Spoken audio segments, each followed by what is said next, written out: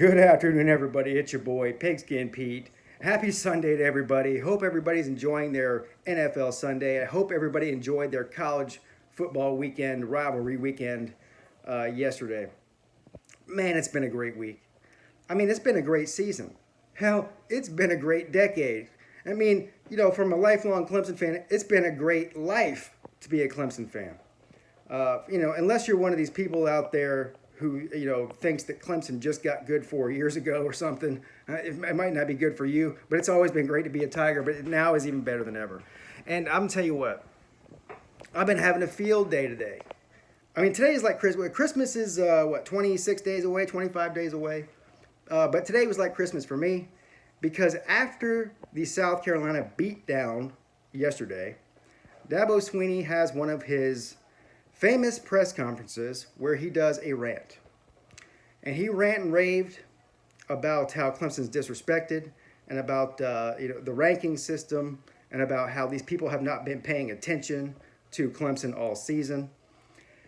And Facebook and Twitter have exploded. They've exploded with other fans criticizing him, with media members criticizing him. I mean, it's just an endless stream of tears. And the irony is everybody posts about how Dabo Swinney is a crier and a whiner, and then they go all over social media for hours and hours on end and cry and whine about what he says. I'm here to tell you, this is nothing new from Dabo Swinney.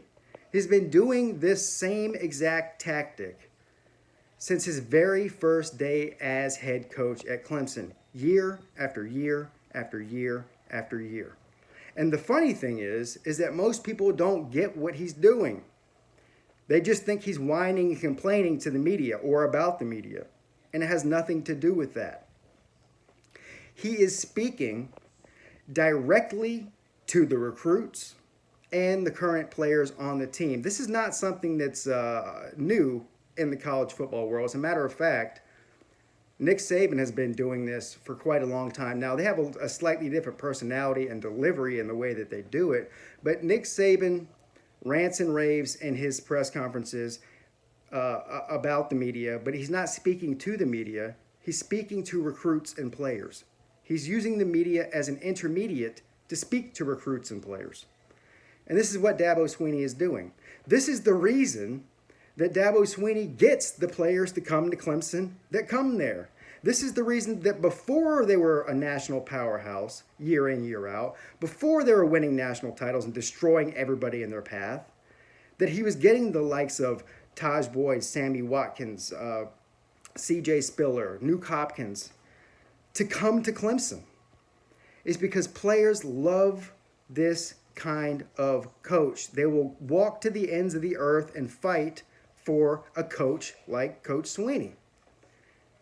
And this is exactly what he's been doing for years, and it's working like a charm. The other thing about this is that you see, mostly, at least in my world, South Carolina fans, also based on the comments he made yesterday, a lot of Georgia fans complaining about him. Look, both of those teams and pretty much every other team out there that's criticizing Swinney for the way he does things and the way that he addresses the media would give up their coach and trade their coach for Coach Swinney in 2 seconds flat. And if they tell you they wouldn't, they're one of two things. They're liars or they're completely just haters. Haters. I know that they would. And I also know that if Coach Swinney was wearing a Gamecock shirt instead of a Clemson shirt, they'd be defending him till the ends of the earth. For everything he says. Everything. But personally, I love it. I love every single second of it. I love when he rants and raves to the media. I love when he, quote unquote, cries and whines to the media because people get so up in arms and butthurt. He is the best at triggering people. There is not a single coach in all of college football that triggers the masses better than Coach Swinney does. And I, for one, love it. This is something that probably a lot of people outside of Clemson, South Carolina will not understand. They don't understand, unless you're a new fan. If you've been a fan for a long time, you may not understand this. You may not understand the underdog mentality that we've had forever.